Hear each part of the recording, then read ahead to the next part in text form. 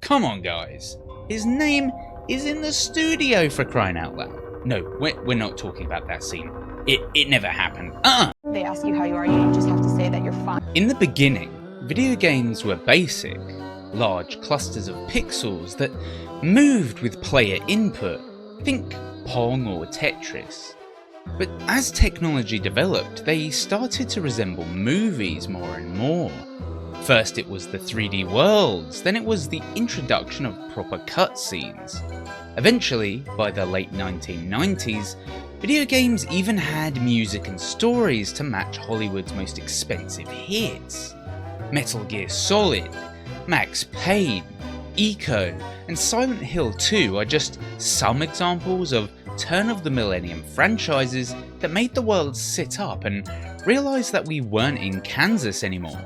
And video games weren't just wooden cabinets in sticky floored arcades anymore. And with all of this advancement came the rise of the video game rockstar, the auteur director whose distinctive personal style and creative control over all aspects of the game shape the entire experience.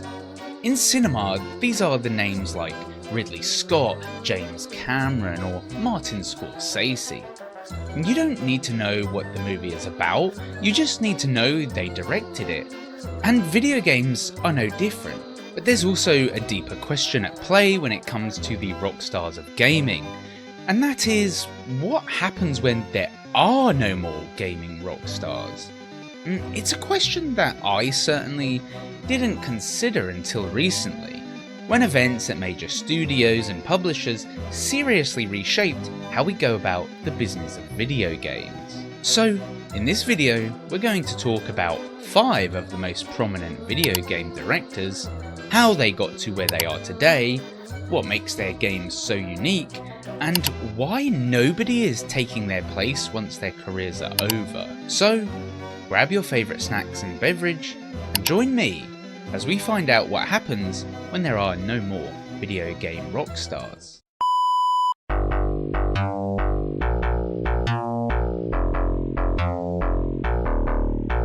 Arguably the most well-known rockstar / auteur is Hideo Kojima. He worked on Metal Gear Solid for Konami for so long that they even started printing a Hideo Kojima game just right on the front of game boxes and even in trailers. He's known for his wacky abstract storylines, and it only got worse when he was fired by Konami and he formed his own studio, Kojima Productions. Once he had nobody reining him in, Kojima made Death Stranding and Death Stranding 2, which go to the very limits of surrealism and break straight out of the other side.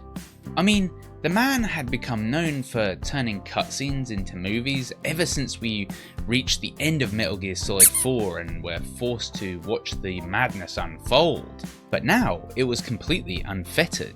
We shouldn't really be surprised, because he's been associated not only with all kinds of actors who have appeared in his games, but also directors like Edgar Wright and Nicholas Winding Refn. Is that right? Whatever you think about the guy, Hideo Kojima has become the quintessential gaming rock star. Even people who don't play games have either heard of his name or the work he has produced.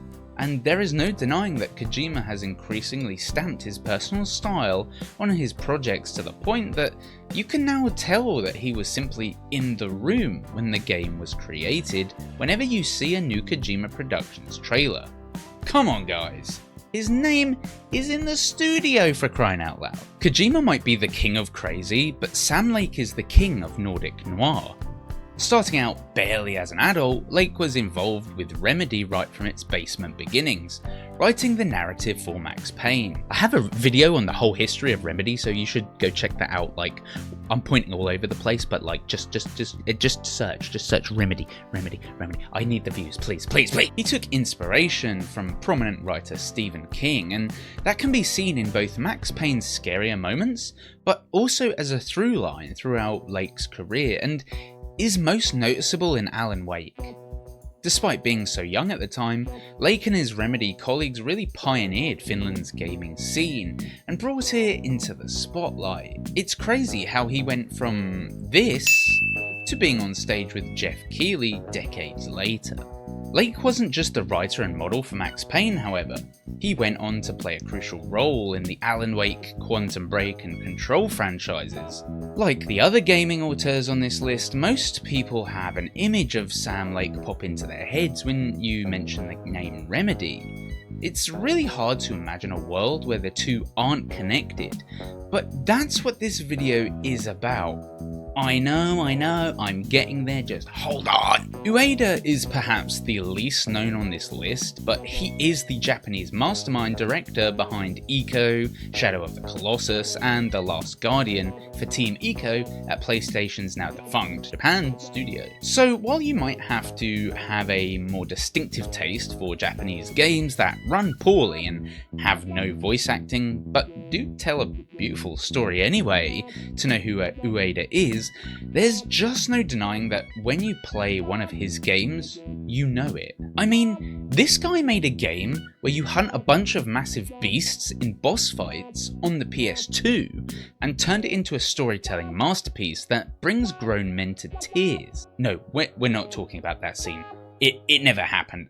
They ask you how you are, you just have to say that you're fine when you're not really fine, but you just can't get into it because they would never understand. Anyway, he is the third of the so-called video game rock stars that we're talking about, and while he isn't as well known as some of the others, you do know an Ueda game when you see it by the way he meshes desolate beauty in a way similar to Dark Souls. Tim Schafer is another Ueda-like character. He's an extremely prominent figure to those who grew up with and love adventure games, but he's not in the mainstream like Kojima or Lake. He's perhaps best known for his video game design work on classic LucasArts titles like Full Throttle, Grim Fandango, and Monkey Island. But Schafer formed his own studio called Double Fine, who then worked on Psychonauts and Brutal Legend. I think Schafer's a great example to talk about because unlike someone like Kojima, he takes a more laid-back approach to being in the spotlight. While he might not make his presence on the team obvious, Schafer's design hand can be felt all throughout the games he's worked on. If you've ever played any of them, you know what I'm talking about. Weird looking characters with eccentric personalities and oddball stories. You need only look at Grim Fandango's setting of the Mexican Day of the Dead and Afterlife to get the picture. Neil Druckmann is the most recent example of an individual who has risen to make their mark on the gaming world. Starting out as an intern at Naughty Dog in 2004, Druckmann worked on some of the Jack games before moving on to Uncharted and its sequels. Druckmann rose through the ranks quickly at Naughty Dog, eventually co-leading development on The Last of Us, Uncharted 4, and then directing The Last of Us Part 2. Now, whether you like these games or not, Druckmann is the best example of a game developer who brings a big old bag of emotional punch to cinematic games. You simply won't escape a game he's worked on without feeling some kind of way about it, and that kind of way is usually sad and tearful. Druckmann is so central to these franchises that he even co-wrote The Last of Us TV series, and even based some of his games on experiences he had as a child growing up in Israel. Now that we've outlined just a handful of the video game developers and directors who have shaped our favourite games, there remains one question that really needs answering. What happens when they all retire, or decide to stop putting their creative juices into doing what they do? It's not a question that I had actually really contemplated before. Before we delve deeper into that, we need to first look at the actual problem. All of these developers have been in the industry for at least 20 years, but most even longer. Due to this, we've kind of just come to expect that they will always be there. Or we've just kind of assumed that someone will take their place or come along and create some kind of amazing new franchises that have all the vibrancy and personality of our most beloved franchises. The sad fact though, is they won't, and here's why. See, the time in which our favourite game creators started their careers was a time when video game studios were left to create pretty much whatever they liked. Take Metal Gear Solid for example. The original game was wacky and outlandish, and it had villains with supernatural powers. You had to unplug your PlayStation controller, and the entire story was just completely bonkers. So much so that the game would probably have a hard time being greenlit today. And therein lies the problem. All of these video game franchises were original concepts, and their developers were allowed to just run free and create fresh and new experiences that push the boundaries. In the last 10 years in particular, we've slowly moved into a more and more corporatized world when it comes to video games. The bigwigs in the suits and the shiny skyscrapers have ever more increasingly demanded to be shown how a game will make trillions of dollars before it's even started development. And when that happens, developers can only keep doing what's worked before, which is how we've ended up with 500,000 Call of Duty and Assassin's Creed games.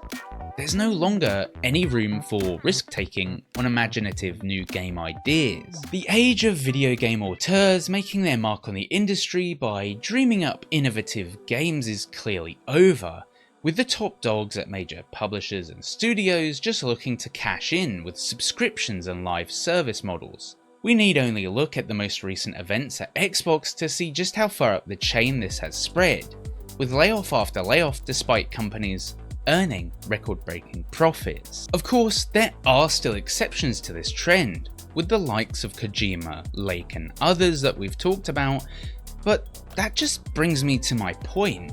What happens when there are no more gaming rock stars? What happens when the people who have spent the past 2 to 3 decades being innovators and earning both our and their own company's trust are no longer around to do what they do?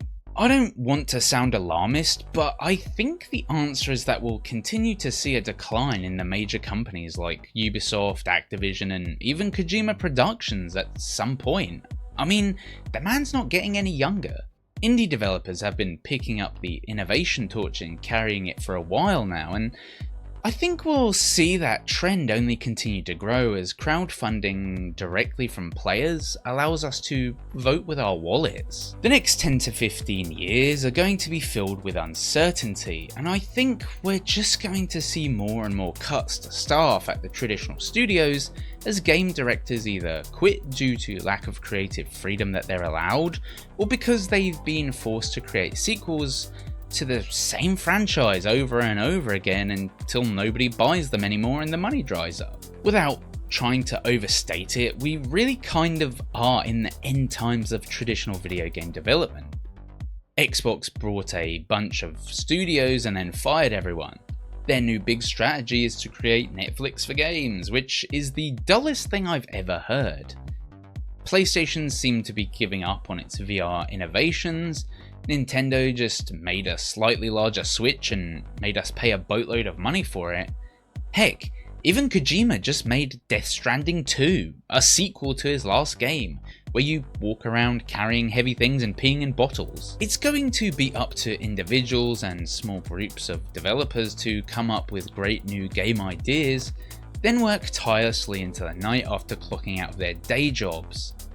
Either way, I just can't see a way for the meteoric rise of conventional video game auteurs in the future. The real gaming rock stars are going to be indie developers who work to create their passion projects no matter the cost. Think along the lines of Eric Barone, who made Stardew Valley all by himself. But that's just my take on it. Let me know down in the comments what you think, and how you think the games industry is going to shape up in the future. As always, thanks for watching, and I'll see you in the next video.